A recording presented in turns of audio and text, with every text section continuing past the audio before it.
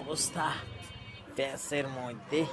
ভাই একটু সাফেন, আমি ভিতরে ঢুকি, একটু সাফেন। এটা আপনার সিট?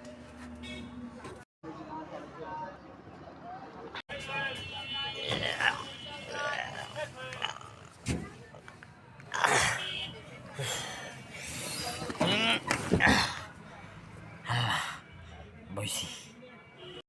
2 সিট তো একাই দখল করেছে, আমি কই বসমু? মর জ্বালা তো। কি হলো ভাই, আপনি দাঁড়ায় রয়েছেন কে? বহেন। 2টা সিট নিলেই পারতেন, এভাবে বসা যায়? যত সব ফালতু লোক।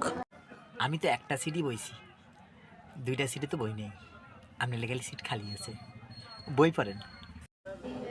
কিভাবে যে যাব কে জানে, কোন মহা মুসিবত।